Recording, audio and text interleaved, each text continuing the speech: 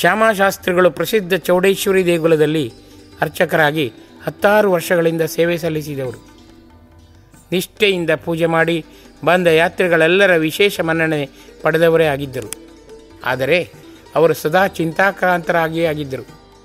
ಯಾಕೆಂದರೆ ಅವರಿಗೆ 3 ಮಂದಿ ಪುತ್ರರಿದ್ದರು. ದೊಡ್ಡವ ಹುಟ್ಟು ಕುರುಡ, ಎರಡನೆಯವ ಹುಟ್ಟು ಕಿವುಡ, ಮೂರನೆಯ ಆತ 5ನೇ ವರ್ಷದಲ್ಲಿಯೇ ಪೋಲಿಯೋ ರೋಗ ಪೀಡಿತನಾಗಿ ಅಂಗವಿಕಲನೇ ಆಗಿದ್ದ. ಅವರಿಗೆ, ನಾನು ಇತರರಿಗೆ ಆಶೀರ್ವಾದ ಮಾಡುವೆ ನಿಜ, ಅವರಿಗೆಲ್ಲ ನಾನು ಹೇಳಿದಂತೆ ಒಳಿತೇ ಆಗುತ್ತದೆ ನಿಜ, ಆದರೆ ನನ್ನ ವಂಶದ ಕುಡಿಗಳೆಲ್ಲರೂ ಯಾಕೆ ಹೀಗೆ ಅಂಗವೈಕಲ್ಯತೆಯಿಂದ ನರಳುತ್ತಿದ್ದಾರೆ? ಯಾರಾದರೂ ನೆಂಟರು ಬಂದು ಆ ಪ್ರಶ್ನೆ ಕೇಳಿದಾಗ ಏನೇನಲಿ, ಹೇಗೆ ಉತ್ತರಿಸಲಿ, ಅವರನ್ನೆಲ್ಲ ಸಮಾಧಾನಗೊಳಿಸಲಿ ಎಂದೇ ಸದಾ ಅವರು ಚಿಂತಾಕ್ರಾಂತರಾಗಿ ಒಳಗೊಳಗೆ ನೊಂದು ಬೆಂದು ಕಂಗಾಲಾಗಿದ್ದರು. ಒಂದು ದಿನ ನನ್ನ ಕ್ಲಿನಿಕ್ಕಿಗೆ ಜ್ವರ ಎಂದು ಅವರು ಬಂದಿದ್ದರು. ಮಾತಿನ ಮಧ್ಯೆ ತಮ್ಮ ದುರವಸ್ಥೆಯ ಬಗ್ಗೆ ತೋಡಿಕೊಂಡರು. ಆಗ ಅವರಿಗೆ, ದೇವರು ಮಾತ್ರ ನಿಷ್ಪಕ್ಷಪಾತಿ, ಆ ಬಗ್ಗೆ ನೀವೇ ಶ್ರೀ ಗುರುಜಿಯವರಲ್ಲಿ ವಿನಂತಿಸಿ ನೋಡಿಬೇಕಾದರೆ. ತಕ್ಷಣವೇ ಅವರು ತಮ್ಮ ಈ ಚಿಂತೆಯ ಬಗ್ಗೆ ನಮ್ರ ವಿನಂತಿಯೊಂದಿಗೆ ಶ್ರೀ ಗುರುಜಿಗೆ ಪತ್ರ ಬರೆದು ಕೊಟ್ಟರು. ಮರುದಿನ ಧ್ಯಾನದ ವೇಳೆ ಹೀಗೆ ಎಂದರು ಶ್ರೀ ಗುರುಜಿ, ನೋಡು ಮಗು, ತಲೆತಲಾಂತರದಿಂದಲೂ ಪೌರೋಹಿತ್ಯದಲ್ಲೇ ನಿಮ್ಮ ಮನೆಯವರೆಲ್ಲ ಇದ್ದುದು. ನೀನೀಗ ಚೌಡೇಶ್ವರಿ ದೇಗುಲದ ಅರ್ಚಕನಾಗಿ ದುಡಿಯುತ್ತಿರುವಿ. ಆದರೆ ಹಿರಿಯರಾರೂ ದೃಢಭಕ್ತಿಯಿಂದ ದೇವರಲ್ಲಿ ಶರಣಾದುದೇ ಇಲ್ಲ. ಕೇವಲ ಹಣ ಹಣ ಎಂದೇ ಸದಾ ಬೇಡಿ ಬಾಡುತ್ತಿದ್ದರು.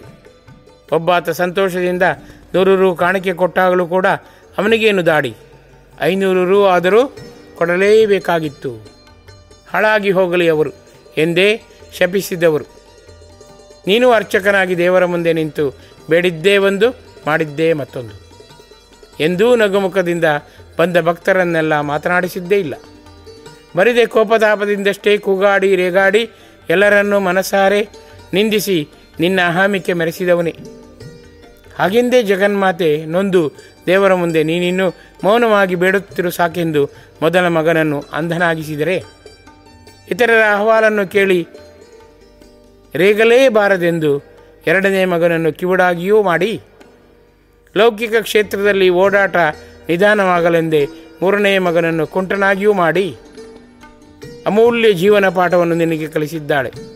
ಬರಿದೆ ದೈವನಿಂದ ಮಾಡಿ ಕರ್ಮಕೋಪದಲ್ಲಿ ಖಂಡಿತ ಬೀಳದಿರು. ದೇವರು ನಿಜಕ್ಕೂ ನಿಷ್ಪಕ್ಷಪಾತಿಯೇ. ಈ ಸತ್ಯ ಅರಿತು ಇನ್ನಾದರೂ ನಿಷ್ಠೆಯಿಂದ ವರ್ತಿಸಲೇಬೇಕು. ತಿಳಿದು ಮೃದುವಾಗು ಎಂದು ಶ್ರೀ ಗುರುಜಿ ಸ್ಪಷ್ಟವಾಗಿ ಸೂಚಿಸಿದ್ದರು. ನಿಜ, ಎಷ್ಟೋ ವೇಳೆ ಕರ್ಮಜನಿತ ಮಕ್ಕಳ ಅಂಗವೈಕಲ್ಯಕ್ಕೆ ಸಂಚಿತ ಹೊರೆಯಿಂದಾದ ಶಾಪವೇ ಕಾರಣ. ಹೌದಾದರೂ ಆ ಕಟು ಸತ್ಯವನ್ನು ಅರಿಯುವ ತಾಳ್ಮೆ ಹಾಗೂ ಜ್ಞಾನ ನಮಗಿಲ್ಲದೆ ಬರಿದೆ ದೈವನಿಂದ ಮಾಡಿಯೇ ಹಿಗ್ಗುತ್ತೇವೆ.